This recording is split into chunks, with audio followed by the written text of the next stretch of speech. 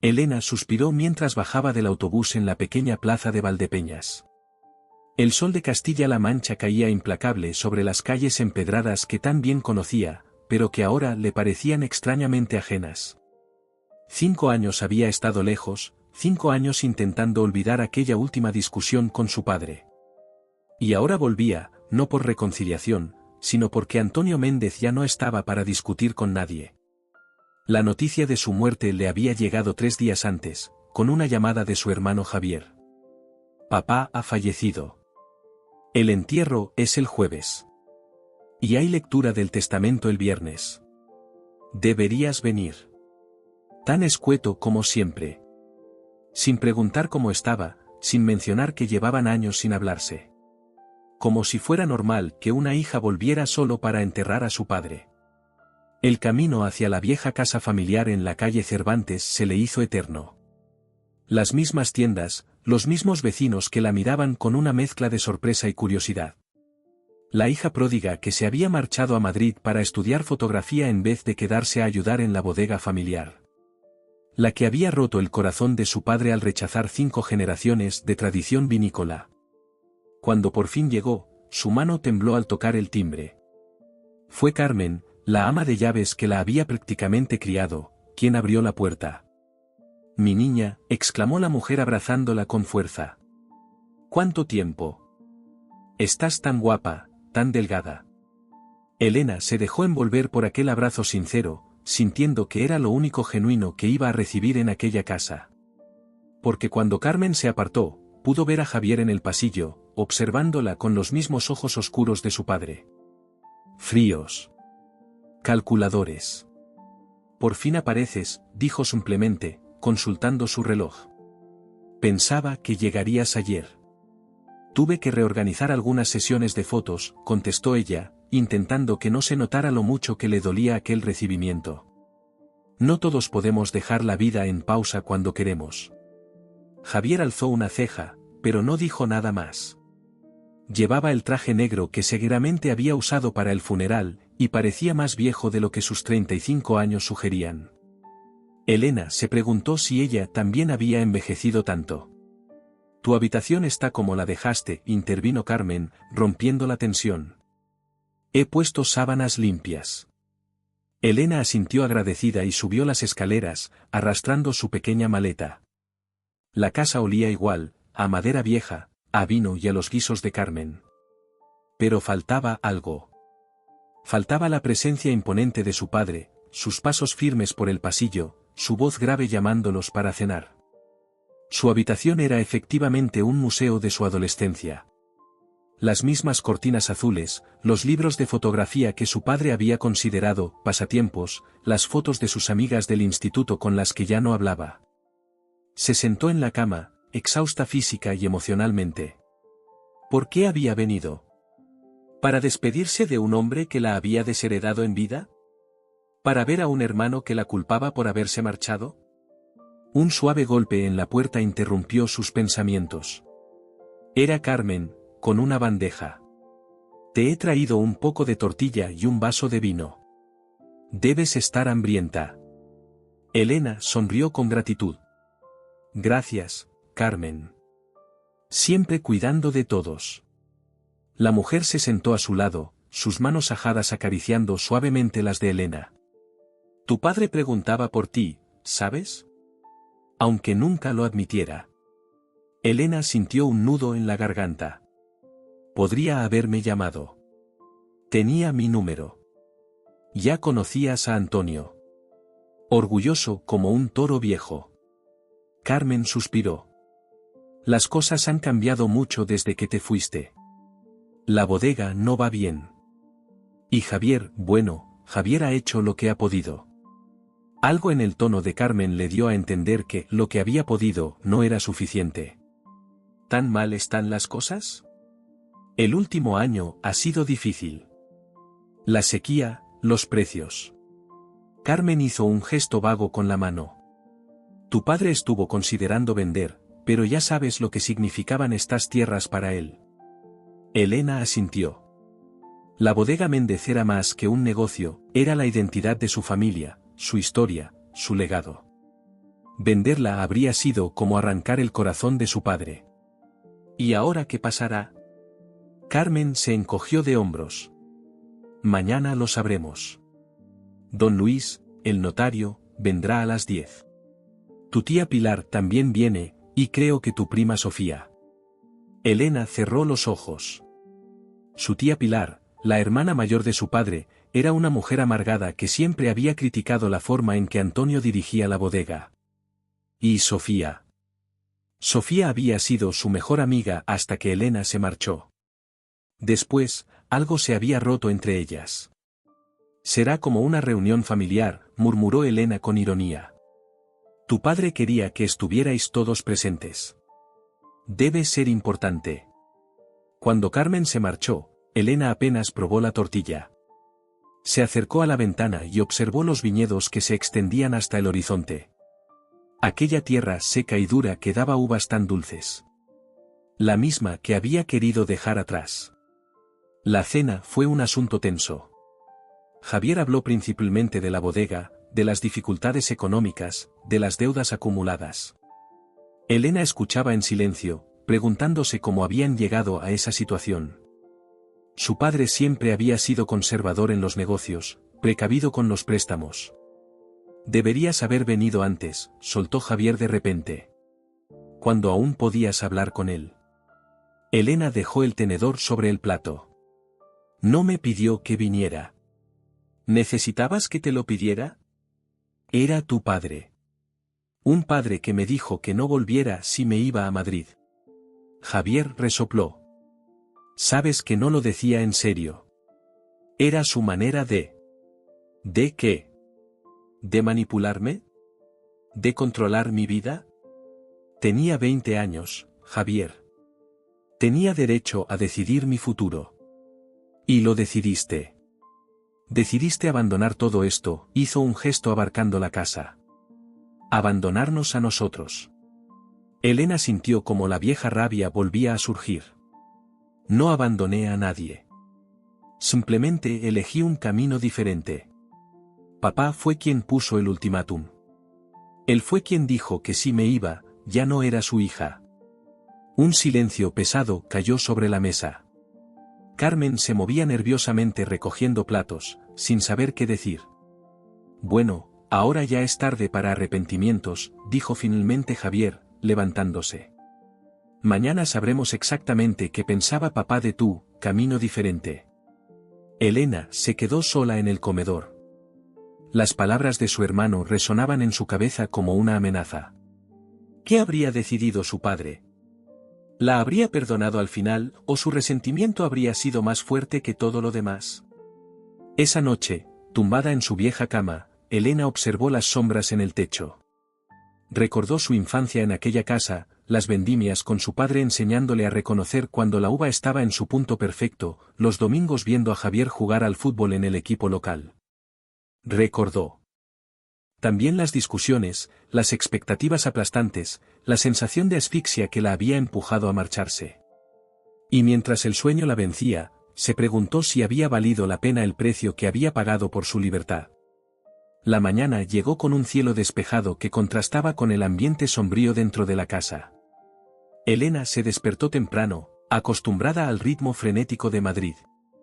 Se duchó rápidamente y bajó a la cocina, donde Carmen ya preparaba café. Buenos días, mi niña. ¿Has dormido bien? Todo lo bien que se puede dormir en estas circunstancias, respondió Elena, aceptando la taza que le ofrecía. Tu hermano ya se ha ido a la bodega. Dice que volverá para la lectura del testamento. Elena asintió. Típico de Javier, ocuparse de trabajo incluso en un día como aquel. Siempre había sido el responsable, el cumplidor. El hijo perfecto. Voy a dar un paseo por los viñedos, anunció, terminando su café. Necesito aire. La mañana era fresca, y el rocío aún brillaba sobre las hojas de las vides. Elena caminó entre las hileras con las manos en los bolsillos, dejando que los recuerdos la inundaran. Su padre caminando delante de ella, explicándole paciente la diferencia entre las variedades de uva. Su madre, antes de la enfermedad, riendo mientras recogían las primeras ciruelas del verano. Una vida que parecía de otra persona. Sabía que te encontraría aquí. La voz la sobresaltó. Se giró para ver a su prima Sofía acercándose por el sendero. Llevaba vaqueros y una camisa sencilla, el pelo recogido en una coleta.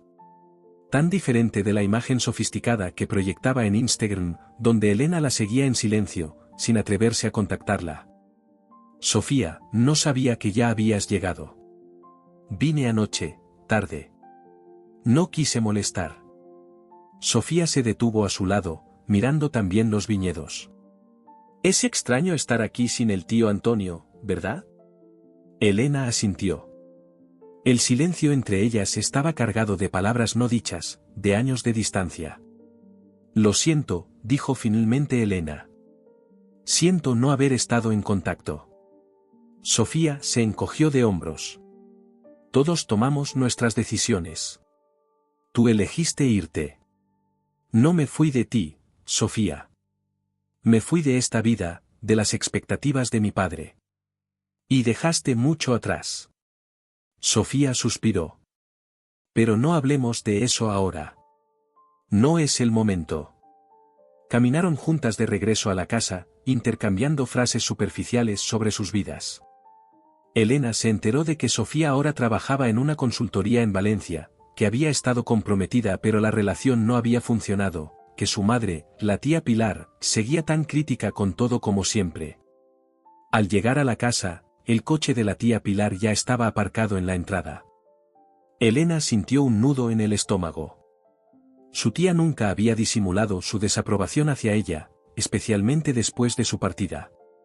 En el salón, Pilar ya estaba sentada en el sofá, con su impecable traje negro y su collar de perlas. A su lado, don Luis, el notario, organizaba papeles sobre la mesa de centro.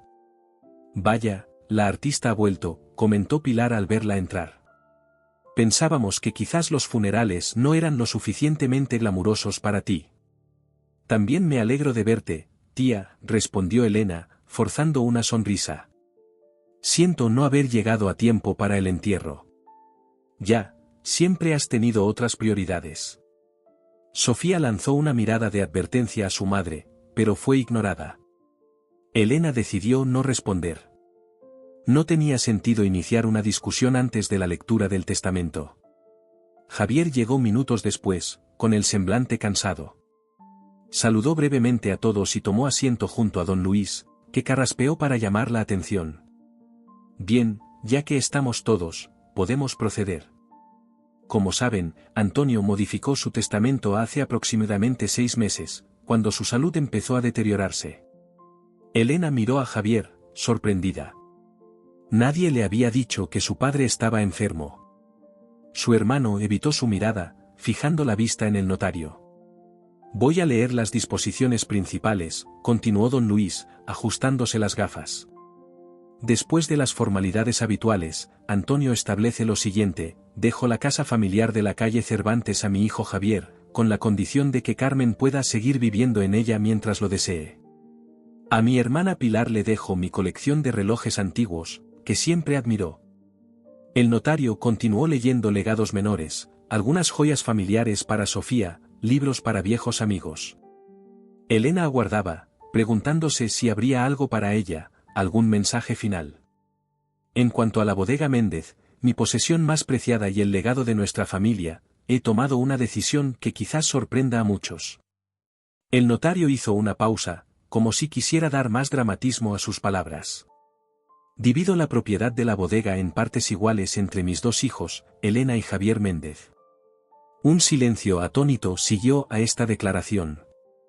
Elena miró incrédula al notario, segura de haber oído mal.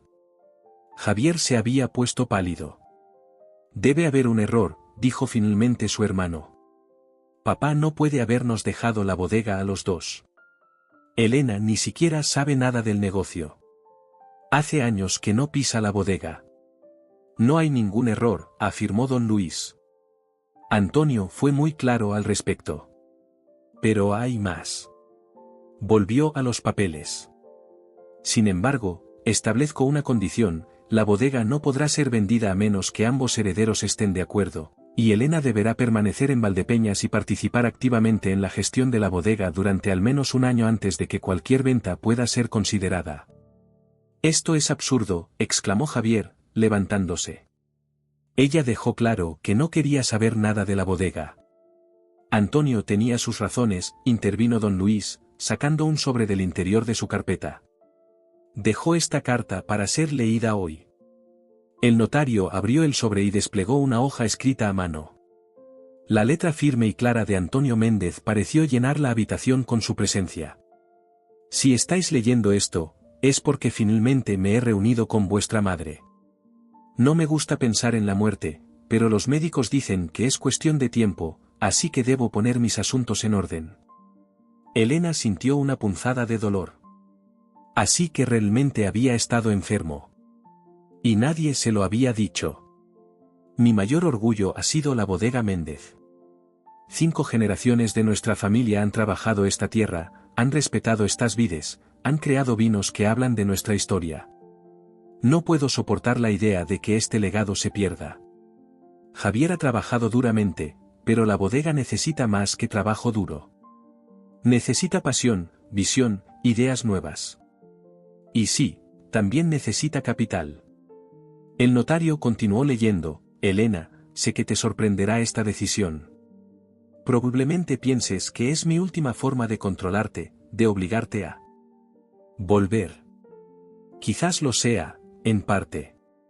Pero también es mi forma de reconocer que, aunque elegiste un camino diferente, sigues siendo mi hija y parte de este legado te pertenece. Y creo firmemente que tus talentos, esos que yo no supe valorar, pueden aportar una perspectiva que la bodega necesita desesperadamente. Elena sentía las lágrimas acumulándose en sus ojos. La voz de su padre resonaba en cada palabra, con esa mezcla de autoritarismo y cariño que siempre lo había caracterizado. Javier, hijo mío, has cargado con demasiado peso estos años. Has intentado mantener la bodega a flote tú solo, mientras yo me consumía en amargura y resentimiento. Te pido perdón por eso. Pero también te pido que des una oportunidad a esta extraña sociedad. Tu hermana tiene cualidades que la bodega necesita. Y tú tienes el conocimiento y la experiencia que ella no posee. Juntos, quizás podáis salvar lo que yo casi he destruido. Javier había vuelto a sentarse, su expresión indescifrable. Pilar murmuraba por lo bajo, claramente desaprobando todo el asunto. Sé que no será fácil. Hay heridas abiertas, hay secretos que no he compartido, decisiones cuestionables que he tomado. Pero si estáis leyendo esto juntos, como familia, ya hay esperanza. Y si hay algo que los Méndez siempre hemos tenido, es esperanza en el futuro, en la siguiente cosecha, en el próximo vino que saldrá de nuestras barricas. El notario dobló la carta y miró a los presentes. Eso es todo. ¿Tienen alguna pregunta sobre las disposiciones del testamento? Nadie habló durante unos segundos. Finalmente, Javier se levantó. ¿Qué secretos?, preguntó, dirigiéndose a don Luis. Mi padre menciona secretos, decisiones cuestionables. ¿A qué se refería? El notario pareció incómodo.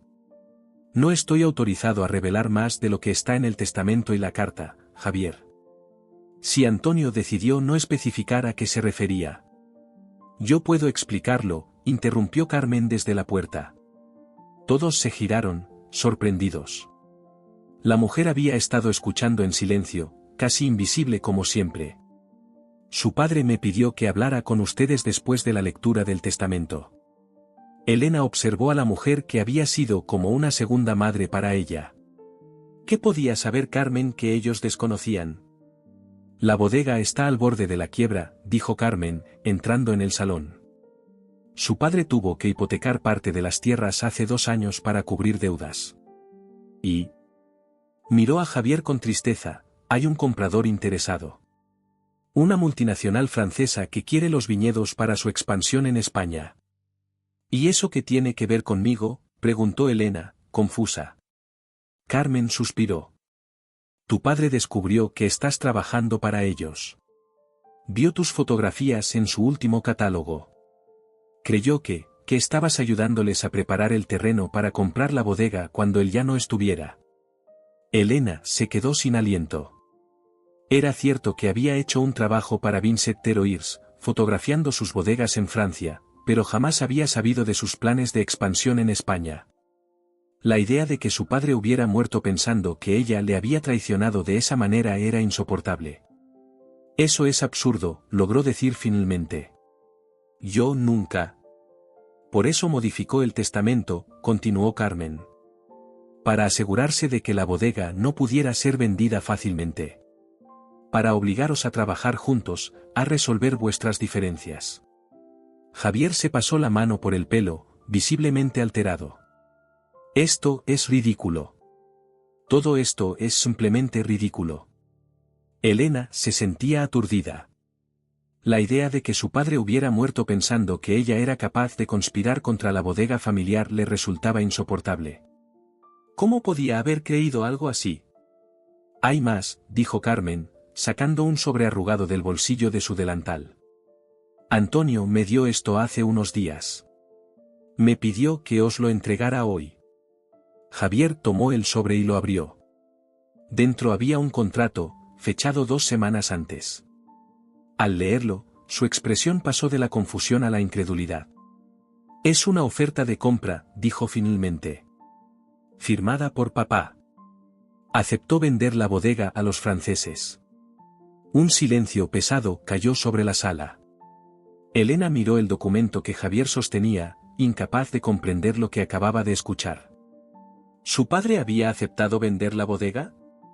Después de toda su retórica sobre el legado familiar, sobre 5 generaciones de Méndez trabajando la tierra.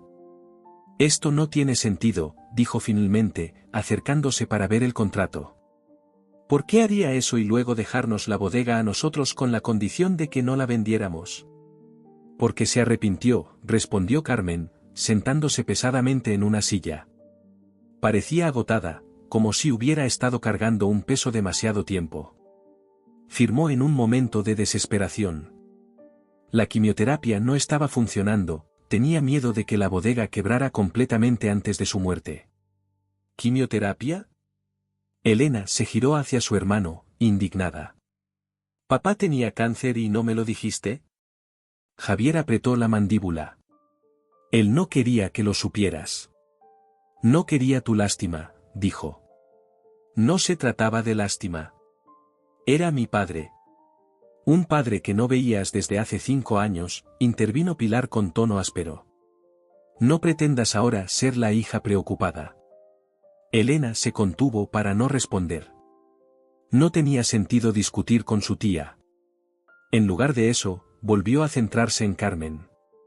Continúa, por favor. Carmen asintió. Después de firmar, Antonio no pudo dormir. Me dijo que sentía como si hubiera traicionado a sus antepasados, a todos los que habían trabajado en esta tierra. Intentó cancelar la venta, pero ya era tarde. Había recibido un adelanto sustancial y lo había usado para pagar deudas urgentes. Pero este contrato no es definitivo, observó Javier, revisando las cláusulas. Hay un periodo de confirmación de 3 meses tras su fallecimiento. Exacto, asintió Carmen. Por eso modificó el testamento. Si os dejaba la bodega a los dos, con esas condiciones, ganaba tiempo. Los franceses no podrían ejecutar la compra mientras no hubiera acuerdo entre vosotros. Elena se dejó caer en el sofá, intentando procesar toda la información. Su padre había estado enfermo, desesperado, y había tomado decisiones contradictorias. Y ahora les dejaba a ellos, a 2 hermanos distanciados, la responsabilidad de arreglar el desastre. Es una locura, murmuró. No puedo quedarme un año aquí. Tengo mi vida en Madrid, contratos pendientes. Y yo no puedo trabajar con alguien que no sabe nada del negocio, añadió Javier. Esto es solo una receta para el desastre. El notario, que había permanecido en silencio durante la revelación de Carmen, carraspeó. Debo señalar que si no se cumplen las condiciones del testamento, la bodega pasaría a ser propiedad de una fundación que Antonio estableció para preservar los métodos tradicionales de vinificación. La fundación tendría entonces potestad para decidir sobre la venta. ¿Y quién dirige esa fundación?, Preguntó Sofía, que hasta ahora había estado observando el drama familiar en silencio. El consejo está formado por varios enólogos de la región, explicó don Luis.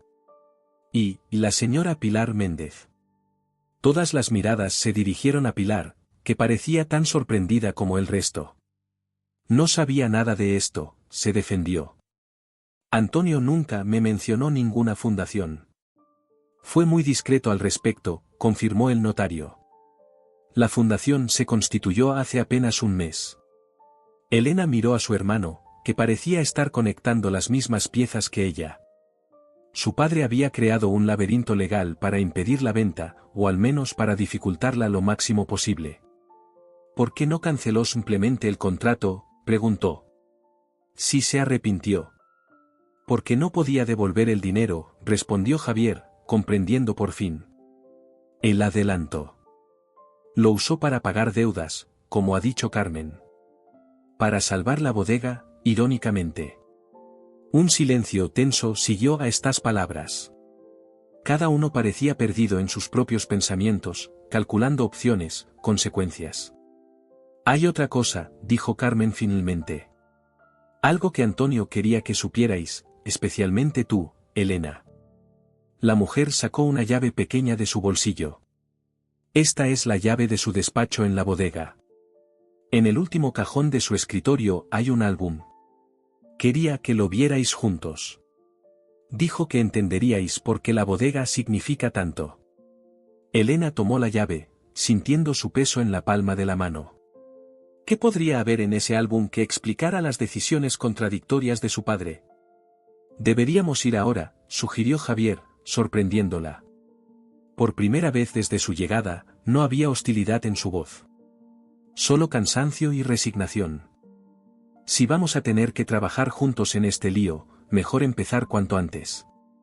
La bodega estaba a las afueras del pueblo, rodeada de viñedos que se extendían hasta donde alcanzaba la vista.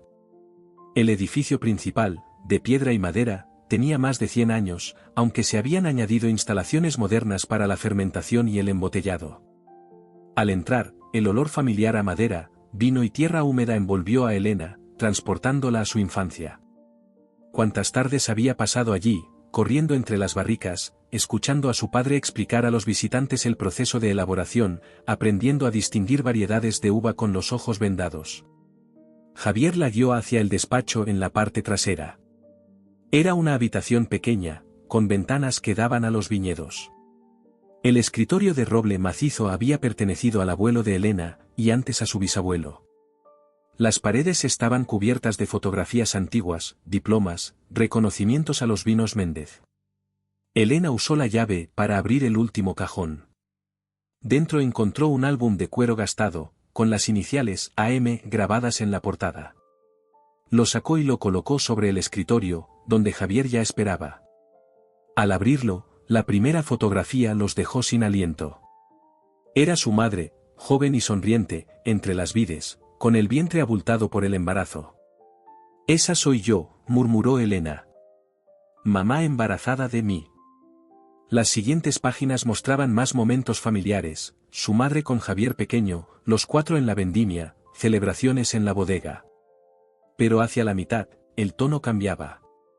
Había recortes de periódicos que hablaban de la crisis del vino en los años 90, facturas, notas manuscritas sobre problemas financieros. No sabía que las cosas estuvieron tan mal entonces, comentó Javier. Papá nunca hablaba de dificultades, respondió Elena. Solo de tradición, de responsabilidad. Siguieron pasando páginas. Había una sección dedicada a Elena, sus dibujos infantiles, notas de sus profesores elogiando su creatividad, sus primeras fotografías. Y después, su graduación en Madrid, recortes de exposiciones en las que había participado, incluso un artículo de una revista de fotografía donde la mencionaban como promesa emergente. Las guardaba, susurró Elena, con la voz quebrada. Siguió mi carrera todo este tiempo. Javier parecía igualmente sorprendido. Nunca lo mencionó.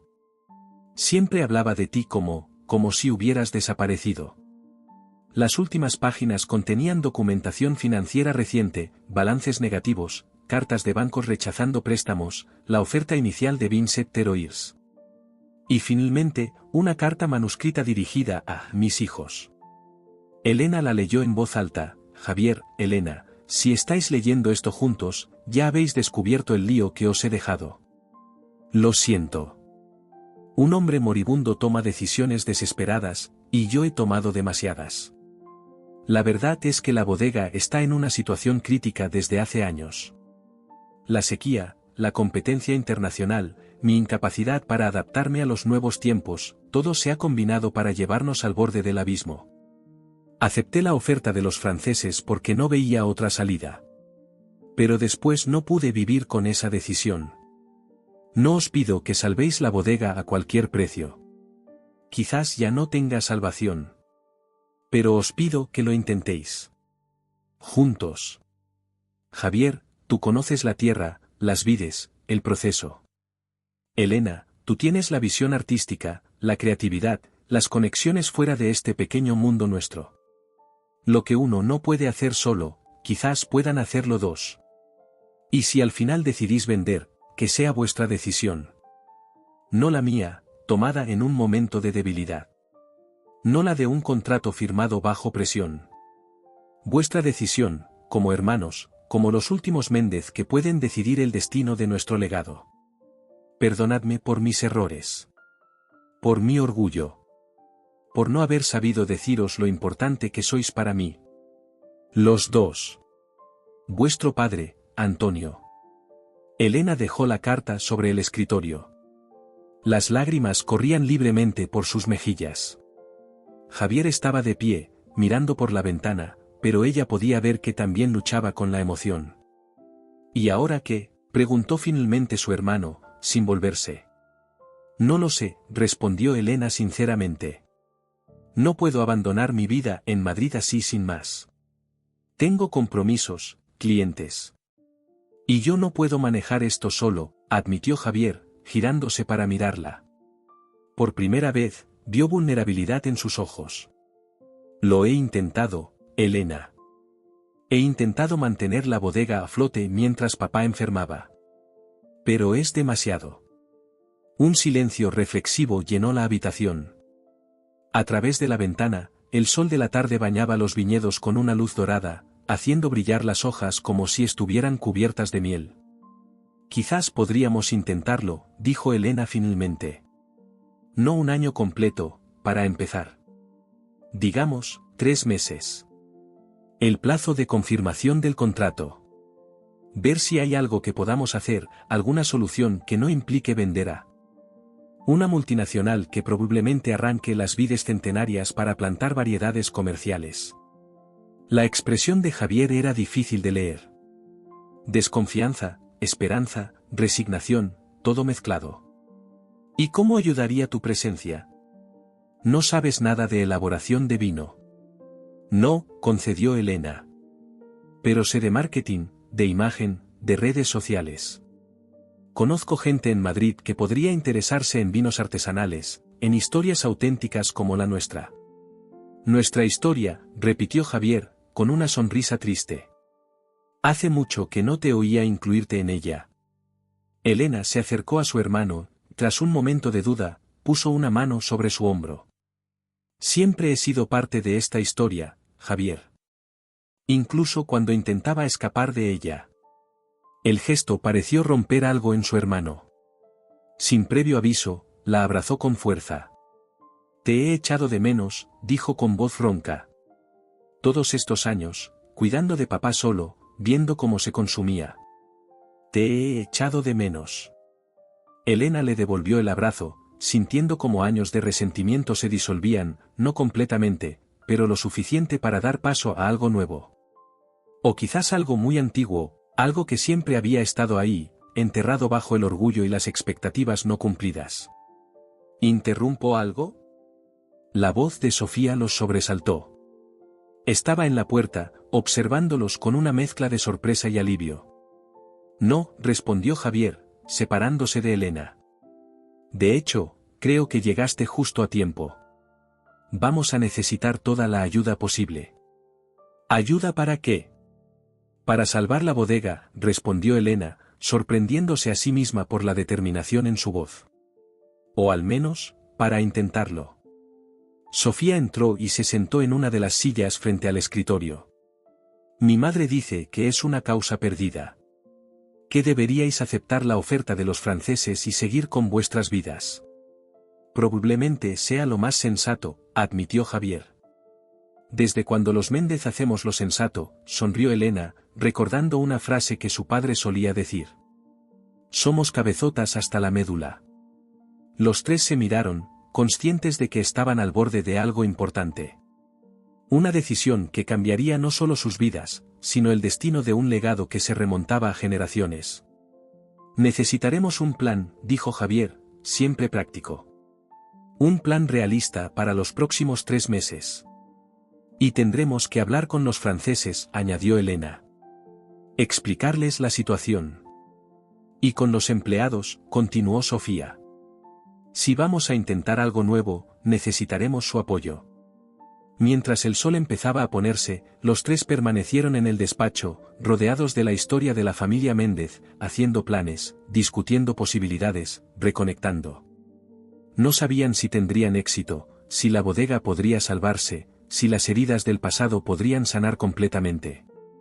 Pero por primera vez en años, había esperanza en esa habitación. Y como Antonio Méndez había escrito en su última carta, la esperanza siempre había sido parte del ADN de la familia. Fuera, las vides seguían su ciclo eterno, preparándose para otra vendimia, otro año, otra oportunidad de crear algo hermoso a partir de la tierra dura de Castilla. Y dentro, 3 personas que habían estado separadas intentaban hacer lo mismo, crear algo nuevo y valioso a partir de un pasado complicado y un presente incierto. El resultado, como el de cualquier buen vino, estaba aún por verse. El lunes amaneció claro y fresco, un día típico de primavera en La Mancha. Elena se despertó temprano, desacostumbrada aún al silencio del pueblo después de años viviendo en Madrid. Se vistió con vaqueros y una camisa sencilla, consciente de que hoy comenzaba oficialmente su nueva vida temporal como copropietaria de Bodegas Méndez. Bajó a la cocina, donde Carmen ya preparaba el desayuno. El aroma del café recién hecho y las tostadas llenaba el ambiente. Buenos días, saludó la mujer con una sonrisa. Javier llamó hace un rato. Te espera en la bodega a las 9. Elena asintió, tomando la taza que Carmen le ofrecía. Gracias. ¿Crees que esto funcionará, Carmen? Lo de la bodega, quiero decir.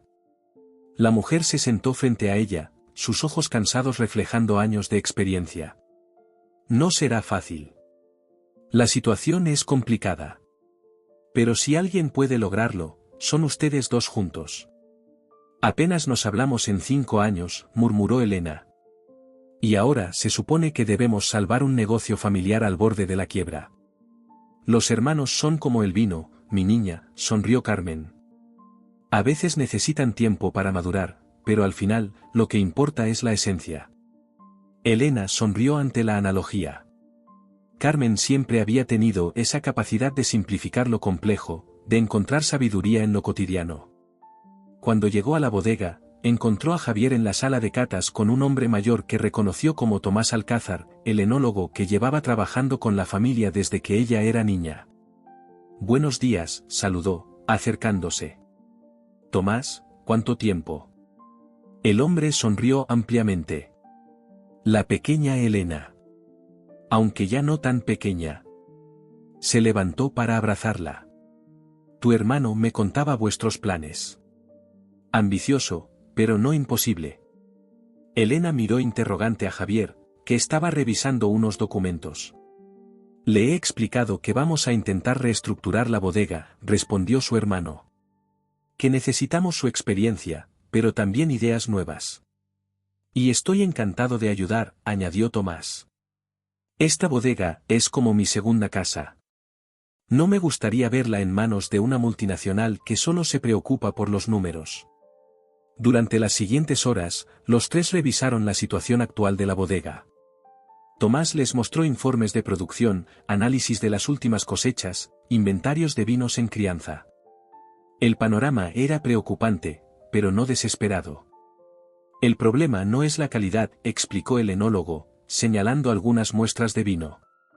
Seguimos haciendo buenos vinos, incluso excelentes en algunas líneas. El problema es la comercialización, la distribución, la imagen. Eso es algo en lo que puedo ayudar, intervino Elena. He trabajado con varias marcas en Madrid. Sé cómo crear una narrativa visual que conecte con el público. Pero necesitamos dinero, señaló Javier. Inversión para renovar algunas instalaciones, para marketing, para aguantar hasta la próxima vendimia. ¿Cuánto exactamente?, preguntó Elena. Javier le mostró un documento con proyecciones financieras. La cifra al final hizo que Elena contuviera la respiración. Es mucho. Por eso papá aceptó la oferta de los franceses, dijo Javier. No veía otra salida. Un silencio pensativo cayó sobre la sala.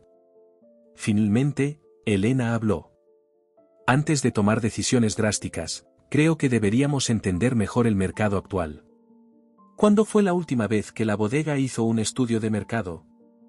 Javier y Tomás intercambiaron miradas.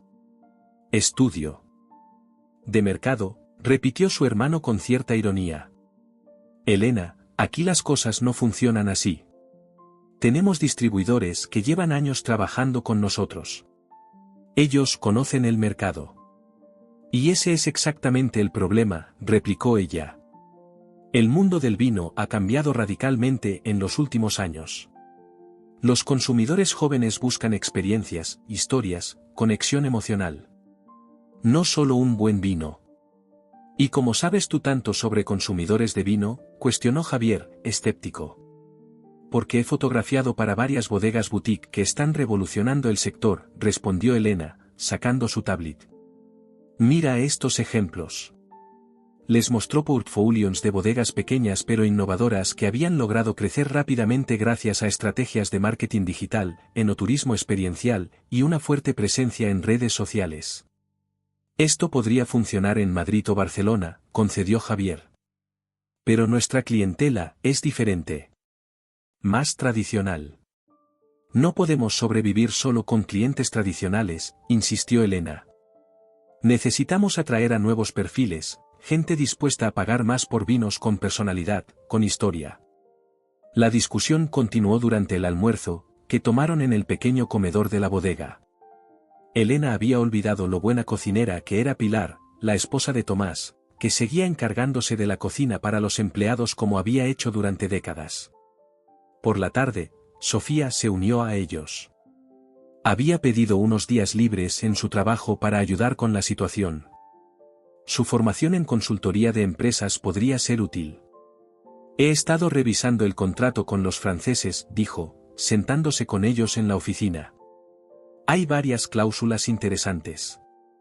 La más importante es que el plazo de 3 meses puede extenderse si hay negociaciones activas en curso para reestructurar la propiedad.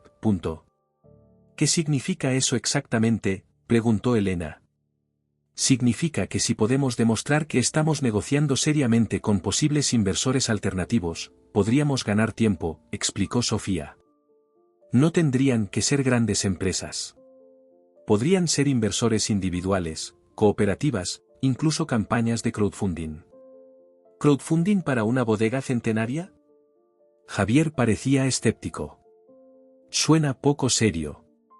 Al contrario, intervino Elena. Hay precedentes exitosos. Bodegas históricas que han conseguido financiación colectiva precisamente apelando a la preservación del patrimonio vitivinícola. Sofía asintió. Y tenemos una ventaja, vuestra historia familiar. 5 generaciones, técnicas tradicionales mezcladas con innovación. Es exactamente el tipo de narrativa que conecta con cierto tipo de consumidor e inversor. A medida que avanzaba la tarde, fueron surgiendo más ideas. Elena propuso crear una nueva línea de vinos premium con diseño renovado. Javier sugirió recuperar algunas parcelas de viñedos viejos que habían sido descuidadas pero que podrían producir uvas de extraordinaria calidad, y Sofía habló de contactar con restaurantes de alta gama en Madrid que buscaban vinos exclusivos con historia. Podríamos organizar un evento, propuso Elena. Aquí, en la bodega. Invitar a periodistas especializados, sumilleres, posibles inversores. Mostrarles lo que tenemos, lo que queremos hacer. ¿En 3 semanas? Javier levantó las cejas. Es muy poco tiempo. Si esperamos al momento perfecto, será demasiado tarde, replicó ella. Necesitamos generar movimiento, interés. Mostrar a los franceses que hay otras opciones sobre la mesa. Al final del día, tenían un plan de acción esbozado. No era perfecto, tenía muchos puntos débiles, pero era un comienzo.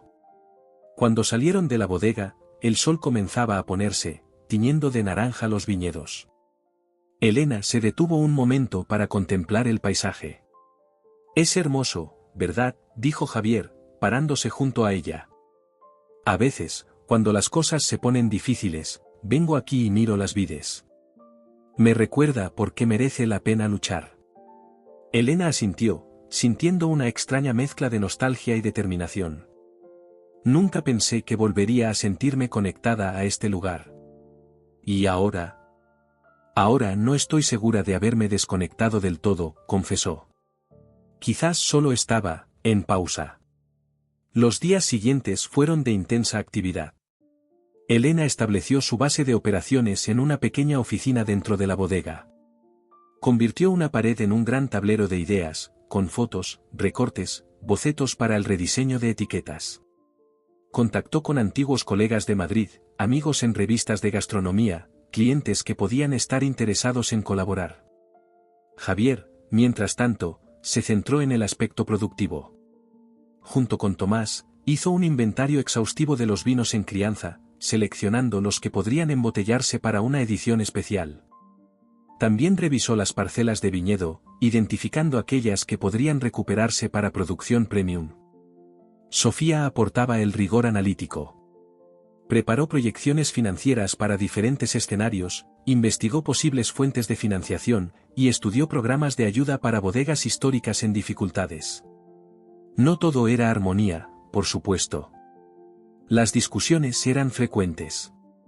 Javier consideraba algunas ideas de Elena demasiado arriesgadas o alejadas de la tradición. Elena, por su parte, se frustraba con lo que percibía como excesivo conservadurismo de su hermano. Sofía solía mediar, encontrando puntos intermedios que pudieran satisfacer a ambos. Una tarde, mientras Elena fotografiaba algunas barricas antiguas para el nuevo material promocional, Javier entró en la sala de crianza con expresión preocupada. Han llamado los franceses, anunció. Quieren una reunión. La semana que viene. Elena bajó la cámara. ¿Tan pronto? Pensaba que esperarían a que pasara el plazo de 3 meses. Parece que se han enterado de nuestros movimientos. Alguien les ha dicho que estamos buscando inversores alternativos. Elena frunció el ceño. ¿Quién podría? No lo sé, interrumpió Javier, pero no me sorprendería que fuera la tía Pilar. Nunca ha ocultado que cree que deberíamos vender. ¿Qué vamos a hacer? Apenas hemos empezado a implementar el plan.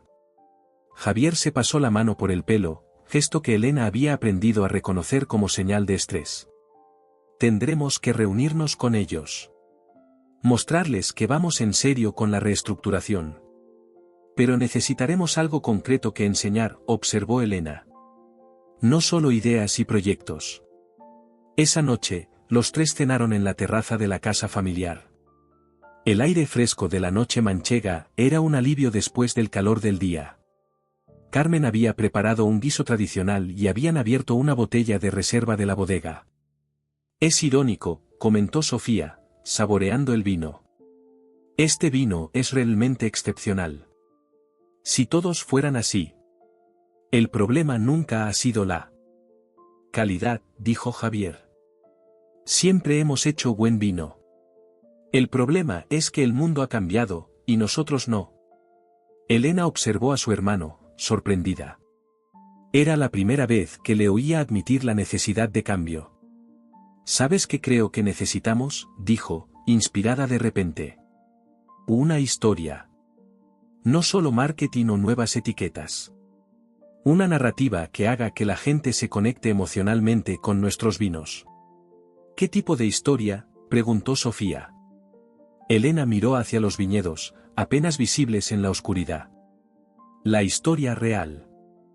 La de una familia que ha luchado durante generaciones por hacer vinos que reflejen esta tierra. La de un padre que cometió errores pero que amaba profundamente lo que hacía. La de dos hermanos que se reencuentran a través de ese legado compartido. Javier la miró largamente, como si la viera bajo una nueva luz. Finalmente, levantó su copa. Por la historia de los Méndez. Pasada, presente, quizás futuro. Las copas tintinearon en la noche manchega, sellando un pacto tácito entre tres personas unidas por la sangre y por un propósito común, salvar algo que valía la pena, aunque ninguno estuviera completamente seguro de cómo hacerlo. Las oficinas de Vincent Teroirs en Madrid ocupaban la planta superior de un edificio moderno en el Paseo de la Castellana. Grandes ventanales ofrecían vistas panorámicas de la ciudad, y el interiorismo minimalista contrastaba fuertemente con la estética rústica de Bodegas Méndez. Elena, Javier y Sofía esperaban en una sala de reuniones dominada por una mesa de cristal y acero. Este lugar grita, corporativo, murmuró Javier, incómodo en su traje, el único que tenía y que reservaba para ocasiones especiales. No tiene alma. Elena asintió, observando el espacio con ojo crítico. Es el polo opuesto a nuestra bodega.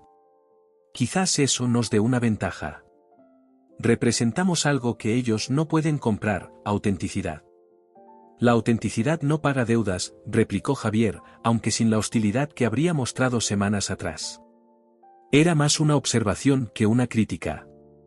La puerta se abrió y entraron tres personas, una mujer de unos 40 años con un impecable traje sastre, y dos hombres, uno mayor con aire distinguido y otro más joven que portaba una tablet. Bienvenidos, saludó la mujer en un español fluido pero con acento francés. Soy Isabelle Durán, directora de expansión para España. Él es Monsieur Lefebvre, nuestro director de operaciones, y Pierre, nuestro analista financiero. Tras las presentaciones formales, todos tomaron asiento. Isabelle inició la conversación directamente. Apreciamos que hayan venido, pero debo decir que estamos un poco confundidos. Teníamos entendido que la venta de Bodegas Méndez era un asunto cerrado. Su padre firmó un acuerdo preliminar. Como sabrán, respondió Javier, ese acuerdo incluía un periodo de confirmación tras el fallecimiento de nuestro padre. Periodo que aún no ha concluido. Una formalidad legal, intervino Monsieur Lefebvre con un tono que sugería que tales detalles eran insignificantes. El adelanto fue aceptado y utilizado.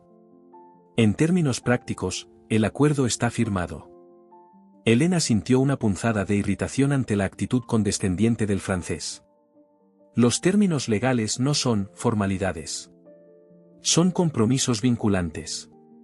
Y según nuestro entendimiento, el contrato establece claramente que los herederos directos debemos ratificar la venta. Isabelle entrecerró ligeramente los ojos, recalibrando su enfoque. Por supuesto, los aspectos legales son importantes. Precisamente por eso queríamos reunirnos, para asegurar una transición fluida y beneficiosa para todos. Hemos estado revisando la situación de la bodega, continuó, haciendo una señal a Pierre, que proyectó un gráfico en la pared. Como pueden ver, la proyección financiera no es alentadora. Las deudas acumuladas, la falta de renovación tecnológica, la pérdida gradual de cuota de mercado. Todo indica que sin una inversión sustancial, Bodegas Méndez no sobrevivirá más de 2 temporadas. El gráfico mostraba una tendencia claramente negativa. Sofía estudió los números con expresión analítica. Sus proyecciones asumen que las estrategias de comercialización seguirán siendo las mismas. No tienen en cuenta posibles cambios en el modelo de negocio. ¿Qué cambios?, preguntó Pierre con escepticismo. ¿En un mercado tan competitivo y con tantas restricciones como el del vino español? Las pequeñas bodegas familiares están desapareciendo por una razón. No pueden competir con las economías de escala. No se trata de competir en volumen, intervino Elena. Se trata de diferenciación, de valor añadido. Abrió su portafolio y desplegó varias imágenes sobre la mesa, fotografías de la bodega, de viñedos centenarios, de barricas antiguas con fechas grabadas, de la familia Méndez a lo largo de generaciones. Esto es lo que Vincent Teroirs no puede replicar ni con todo su capital, historia auténtica, raíces, conexión con la tierra. No vendemos solo vino, vendemos una tradición viva. Isabelle examinó las imágenes con interés profesional. Material visual excelente, debo admitir. Tiene usted talento, señorita Méndez. De hecho, conocemos su trabajo para otras bodegas. Lo sabemos, respondió Elena secamente. Mi padre creía que yo estaba colaborando con ustedes para facilitar la compra. Una suposición desafortunada. Un malentendido, dijo Isabelle con una sonrisa calculada. Pero irrelevante ahora. El hecho es que, por muy bonitas que sean estas imágenes, no cambian la realidad financiera. Necesitan capital para sobrevivir, y nosotros se lo ofrecemos. Con condiciones, añadió Javier. Condiciones que incluyen el desmantelamiento de nuestro modelo tradicional de producción. Monsieur Lefebvre se inclinó hacia adelante. No lo llamaría desmantelamiento, sino evolución necesaria. Algunas de sus prácticas son francamente obsoletas. El mercado exige eficiencia. El mercado también valora lo artesanal, lo limitado, lo único, rebatió Elena. Hay consumidores dispuestos a pagar precios premium por vinos con personalidad e historia. Un segmento minoritario, respondió Pierre, desdeñoso. Insuficiente para sostener una operación del tamaño de Bodegas Méndez. A menos que se reestructure adecuadamente, intervino Sofía, que había estado tomando notas. Hemos estado desarrollando un plan alternativo. No para competir con grandes productores, sino para reposicionar la bodega en un segmento diferente. Con calma estudiada, Sofía desplegó varios documentos, un análisis de mercado centrado en vinos premium españoles, proyecciones para una línea de ediciones limitadas, y un estudio sobre enoturismo experiencial. Como pueden ver, hay alternativas viables a la venta. Alternativas que preservarían la esencia de Bodegas Méndez mientras modernizan aspectos clave del negocio. Isabelle revisó los documentos con expresión neutra, pero sus ojos revelaban un interés genuino. Monsieur Lefebvre, sin embargo, parecía impaciente. Planes sobre papel, desestimó. Sin el capital necesario para implementarlos. Estamos en conversaciones con potenciales inversores, respondió Javier, manteniendo la calma. Inversores que comprenden y respetan el valor de lo que tenemos. ¿Inversores como quién?, preguntó Pierre, escéptico. El sector vitivinícola español está saturado. Nadie invierte en bodegas tradicionales en dificultades. Eso no es del todo exacto, intervino una voz desde la puerta. Todos se giraron, sorprendidos. Miguel Santana, propietario de una prestigiosa cadena de restaurantes y conocido coleccionista de vinos, entró en la sala con paso decidido. Elena lo había contactado días antes, pero no esperaba que apareciera en esta reunión. Disculpen la intrusión, dijo Miguel, estrechando manos. Elena me comentó sobre esta reunión, y pensé que mi presencia podría ser útil. Señor Santana, saludó Isabelle, claramente reconociéndolo. No sabía que tenía interés en Bodegas Méndez. El interés es reciente, pero genuino, respondió él, tomando asiento. He estado buscando una bodega histórica para un proyecto gastronómico que combina restauración de alta gama y vitivinicultura tradicional. Bodegas Méndez encaja perfectamente en ese concepto. La dinámica de la reunión cambió instantáneamente. La presencia de Miguel Santana, con su reputación en el mundo gastronómico español, añadía credibilidad a la posibilidad de inversión alternativa.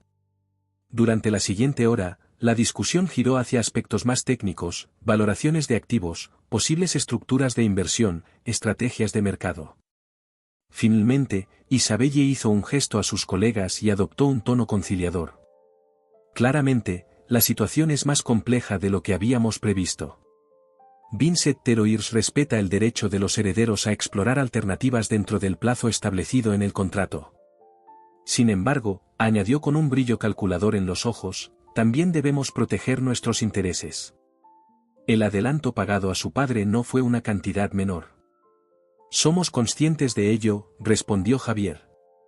Y no pretendemos incumplir ninguna obligación financiera.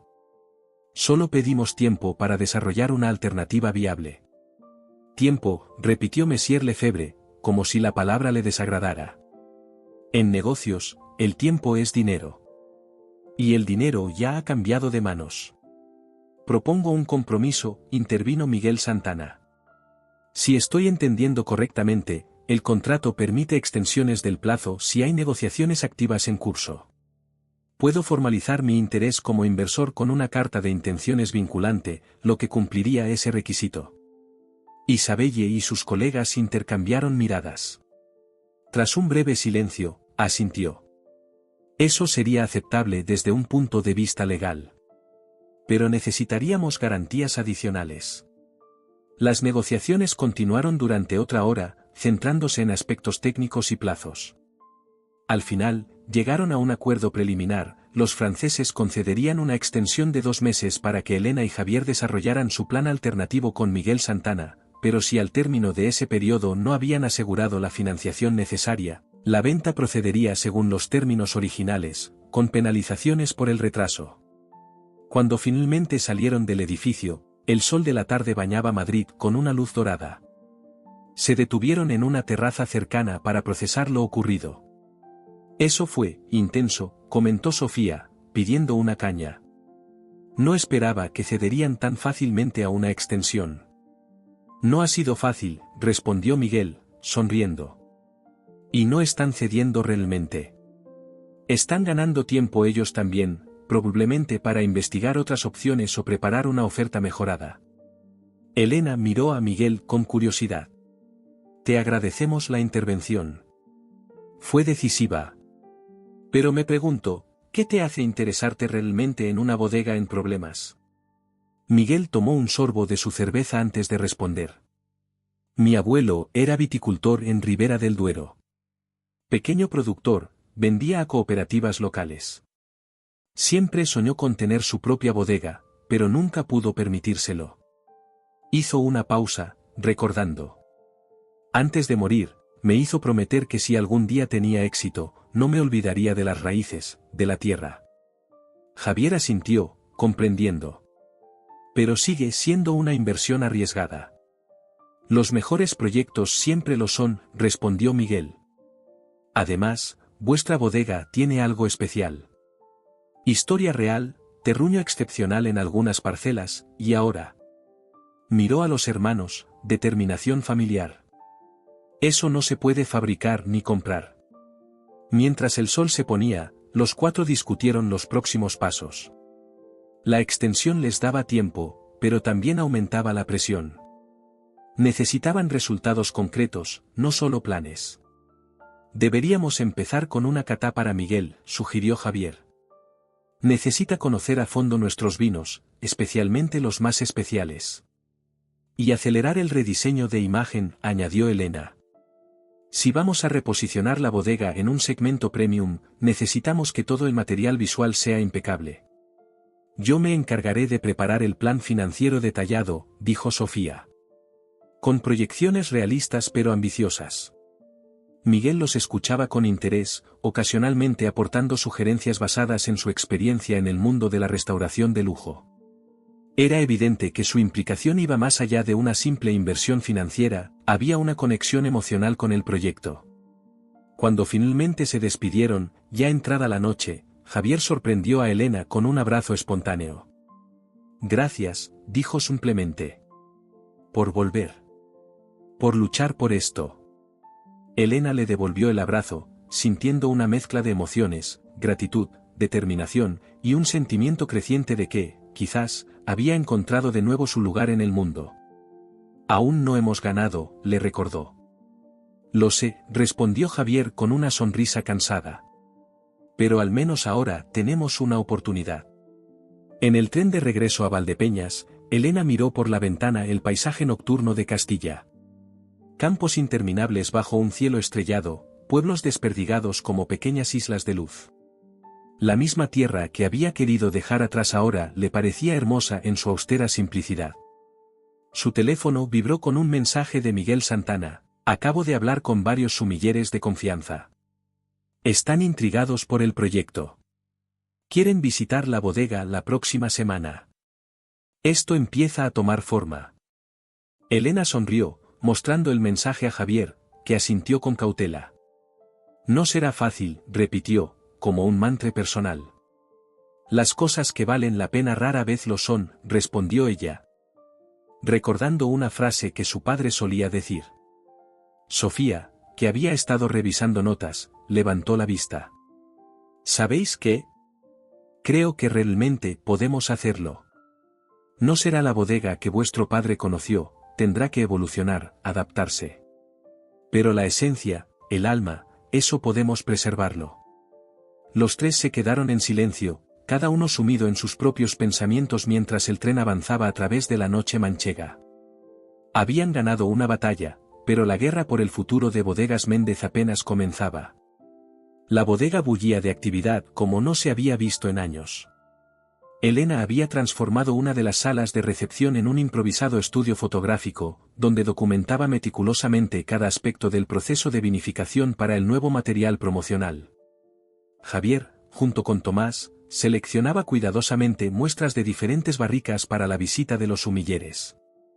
Sofía coordinaba con un diseñador web el desarrollo de una plataforma de venta directa que permitiría a clientes seleccionados acceder a ediciones limitadas. Carmen observaba todo con una mezcla de asombro y preocupación.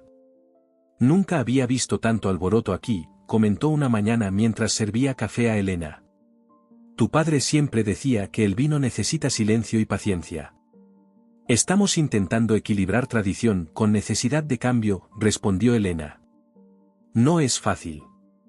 Tu padre también intentó cambiar cosas, ¿sabes?, dijo Carmen con tono casual. A su manera. No era tan inflexible como Javier cree. Elena dejó su cámara y miró a Carmen con curiosidad. ¿A qué te refieres exactamente? Carmen se sentó a su lado, bajando la voz aunque estaban solas.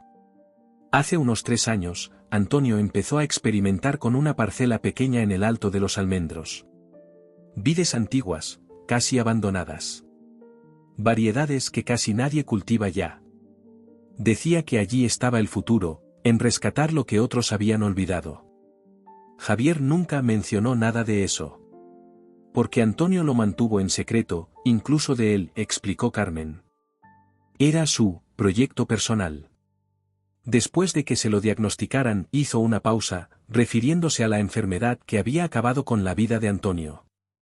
Dijo que quería dejar algo completamente suyo, algo que nadie pudiera cambiar. ¿Y qué pasó con ese viñedo experimental?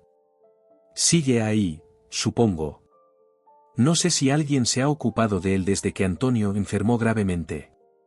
Elena sintió que algo importante se estaba revelando, una pieza del rompecabezas que podría cambiar su comprensión de su padre. ¿Podrías mostrarme dónde está? Esa misma tarde, tras terminar sus tareas más urgentes, Elena y Carmen se dirigieron en el viejo jeep de la bodega hacia la zona más elevada de la propiedad. El camino era accidentado, bordeando barrancos y atravesando campos pedregosos. No entiendo por qué mi padre elegiría un lugar tan remoto e inaccesible, comentó Elena mientras el vehículo sorteaba baches. Precisamente por eso, respondió Carmen. Aquí nadie venía a curiosear. Y además, las condiciones son diferentes. La altura, la orientación, el tipo de suelo. Antonio decía que este lugar tenía algo especial. Finalmente llegaron a una pequeña meseta desde donde se dominaba el valle.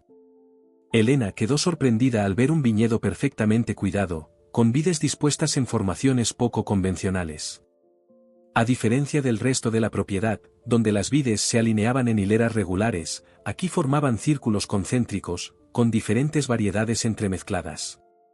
¿Quién mantiene esto?, preguntó, desconcertada. Parece perfectamente cuidado. Rodrigo, probablemente, respondió Carmen. Era el ayudante de confianza de tu padre para este proyecto. Vive en el pueblo, pero siempre fue muy reservado. Antonio lo apreciaba mucho. Elena caminó entre las vides, notando su peculiar disposición, casi artística. Algunas parecían muy antiguas, con troncos retorcidos y nudosos. Otras eran claramente más jóvenes. ¿Sabes si llegaron a producir vino de aquí? Sí, el año pasado hicieron una pequeña producción. Muy pequeña, experimental. Tu padre estaba entusiasmado con los resultados, pero luego empeoró y... Carmen dejó la frase sin terminar. Elena siguió explorando hasta que notó una pequeña estructura de piedra, semioculta entre árboles en el extremo del viñedo. Al acercarse, vio que era una antigua caseta de aperos, restaurada y adaptada como una especie de refugio. La puerta estaba cerrada con un candado, pero Carmen sacó una llave de su bolsillo. Antonio me dio copia de todas las llaves de la propiedad, explicó. Por si acaso. Al entrar, Elena quedó sorprendida. Lo que parecía una simple caseta era en realidad un pequeño laboratorio enológico, con equipos modernos y minimalistas, pipetas, probetas, un pequeño refrigerador, incluso un microfermentador experimental. En las paredes había estanterías con libros sobre viticultura biodinámica, enología de variedades minoritarias, y cambio climático en regiones vinícolas. No tenía idea, murmuró Elena, recorriendo la estancia con la mirada. Esto es sofisticado. En un rincón había una mesa de trabajo con un cuaderno abierto. Elena se acercó y reconoció la letra de su padre, detallada y meticulosa como siempre. El cuaderno contenía anotaciones exhaustivas sobre el experimento, fechas de poda, floración, análisis de suelos, observaciones sobre el desarrollo de las diferentes variedades. Era un proyecto serio, dijo, hojeando las páginas. No un simple pasatiempo. Tu padre nunca hacía nada a medias, respondió Carmen. Cuando se convencía de algo, iba hasta el final. En la última página con anotaciones, fechada apenas un mes antes de su muerte, Antonio había escrito, la mezcla final supera mis expectativas. Estructura compleja, expresión mineral única, reflejo perfecto del terruño. Quizás el mejor vino que he hecho nunca. Elena sabría apreciarlo. Elena sintió un nudo en la garganta al leer su nombre. Incluso al final, su padre había pensado en ella, había valorado su criterio a pesar de la distancia y los desacuerdos. ¿Dónde está ese vino?, preguntó, con voz ligeramente temblorosa. El que menciona aquí. Carmen señaló el refrigerador. Ahí guardaba las muestras. Elena abrió la pequeña puerta y encontró varias botellas sin etiquetar, simplemente marcadas con códigos y fechas. Tomó la que coincidía con la última anotación del cuaderno. Deberíamos llevarla para que Javier y Tomás la prueben, dijo, sosteniéndola con cuidado. Podría ser importante. De vuelta en la bodega, Javier escuchó con escepticismo el relato de Elena sobre el viñedo secreto. No tiene sentido, insistió. Papá me contaba todo sobre la producción. ¿Por qué mantendría algo así en secreto? Quizás porque sabía que te opondrías, sugirió Elena. Esto va contra todo lo convencional, y tú siempre has sido defensor de los métodos tradicionales. Javier pareció ofendido, pero no rebatió el argumento. En lugar de eso, examinó la botella que Elena había traído. ¿Y dices que este es el resultado final del experimento? Según sus notas, sí. Su último proyecto. Tomás, que había estado escuchando en silencio, intervino, deberíamos probarlo. Ahora. En la sala de catas, los cuatro se reunieron alrededor de la mesa. Tomás descorchó la botella con el cuidado reverencial que solo un enólogo veterano puede tener. Vertió pequeñas cantidades en copas de cristal fino y les indicó que esperaran. Dejemos que respire un poco, dijo. Un vino experimental como este necesita abrirse. Mientras esperaban, Elena notó la tensión en el rostro de Javier. Este descubrimiento desafiaba su visión de su padre, del negocio, de todo lo que creía saber. ¿Por qué no me lo dijo?, murmuró, más para sí mismo que para los demás. Siempre hablábamos de todo lo relacionado con la bodega. Quizás temía tu juicio, respondió Elena suavemente. O quizás quería sorprenderte cuando estuviera perfecto. Finalmente, Tomás les indicó que podían probar el vino. Los cuatro levantaron sus copas, observando el color, un rojo intenso con reflejos violáceos, señal de juventud pero también de concentración. El aroma los sorprendió a todos, complejo, con notas minerales pronunciadas, frutos rojos maduros, un toque de hierbas mediterráneas y algo más, algo difícil de definir. Impresionante, murmuró Tomás después de un sorbo prolongado. Estructura tánica perfecta, acidez equilibrada, final larguísimo. Este vino tiene algo especial. Javier probó en silencio, con expresión concentrada. Finalmente asintió, claramente impresionado. Es diferente a todo lo que hemos hecho antes. Pero reconozco la esencia, el carácter de nuestra tierra. Es exactamente lo que necesitamos, dijo Elena, entusiasmada. Un vino único, con historia, con alma. Algo que los franceses no podrían replicar aunque compraran la bodega.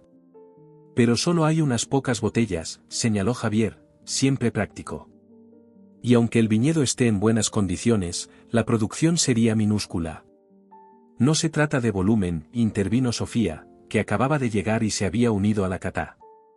Se trata de exclusividad, de historia, de conexión emocional. Un vino como este, con la historia correcta detrás, podría venderse a precios que compensarían sobradamente su escasa producción. A la mañana siguiente, Elena visitó al misterioso Rodrigo, el ayudante que había mantenido vivo el proyecto secreto de su padre. Lo encontró en su pequeña casa a las afueras del pueblo, rodeado de libros y plantas. Era un hombre de unos 40 años, con aspecto de académico más que de trabajador del campo. Su padre era un visionario, le dijo después de escuchar por qué había venido. Entendió antes que muchos que el futuro del vino español está en la recuperación de variedades autóctonas, en la expresión honesta del terruño, no en imitar estilos internacionales. ¿Por qué tanto secreto?, preguntó Elena. ¿Por qué no compartir estas ideas con toda la bodega? Rodrigo sonrió con cierta tristeza. Don Antonio temía el rechazo. No de extraños, sino de su propio hijo, de los trabajadores que llevaban décadas haciendo las cosas de cierta manera. El miedo al cambio es poderoso en lugares con tanta tradición. ¿Y ahora que él no está, seguirá usted con el proyecto? He estado manteniendo el viñedo, sí. Pero no es mi decisión qué hacer con el vino. La propiedad es suya y de su hermano. Elena le explicó brevemente la situación con los franceses, la búsqueda de alternativas, la posible inversión de Miguel Santana. Rodrigo escuchó con interés creciente. Un enfoque premium basado en parcelas únicas y variedades recuperadas es exactamente lo que su padre imaginaba, dijo finalmente. Pero requeriría cambios significativos en toda la operación. Estamos dispuestos a hacer esos cambios, aseguró Elena. ¿Nos ayudaría? Esa misma tarde, Elena organizó una reunión en la bodega con todos los implicados, Javier, Sofía, Tomás, Rodrigo y, a través de videollamada, Miguel Santana. La presencia de Rodrigo generó cierta tensión inicial, especialmente en Javier, que se sentía traicionado al descubrir que su padre había compartido conocimientos y proyectos con un extraño. No estamos aquí para asignar culpas, dijo Elena, percibiendo la incomodidad. Estamos aquí para encontrar el camino hacia adelante.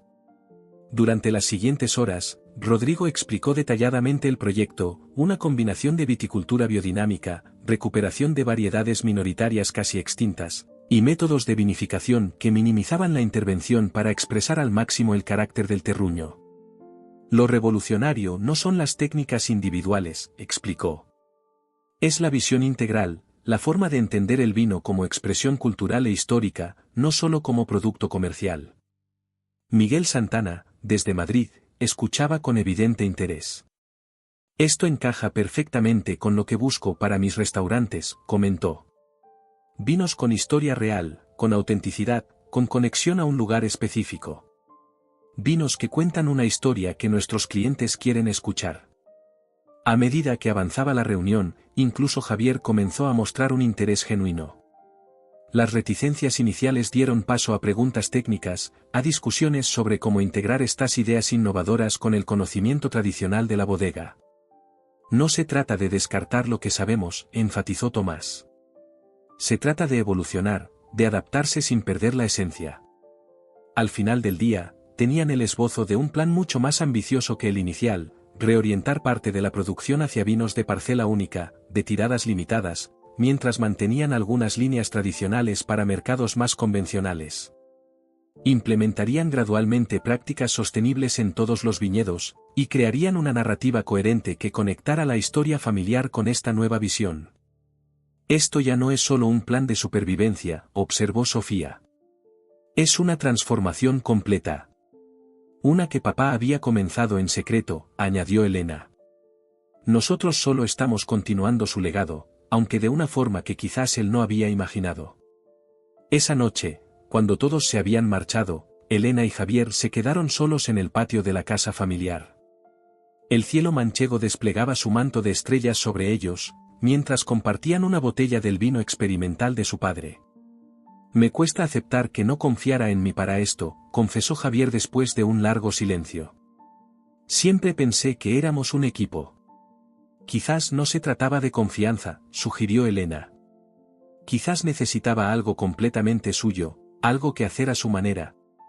Sin tener que justificarse o explicarse. Como tú con tu fotografía, observó Javier, sorprendiéndola. Siempre te admiré por eso, ¿sabes? Por tener el valor de irte, de buscar tu propio camino. ¿En serio?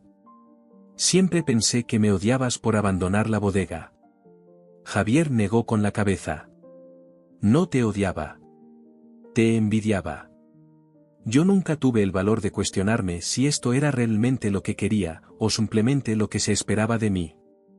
Elena observó a su hermano bajo la luz plateada de la luna. Parecía más joven de repente, liberado de un peso que había cargado demasiado tiempo. ¿Y ahora?, preguntó. ¿Esto es lo que quieres? Javier contempló su copa, donde el vino reflejaba las estrellas. Ahora sí, dijo finalmente. Por primera vez, siento que estamos creando algo nuestro, no solo preservando lo que otros construyeron.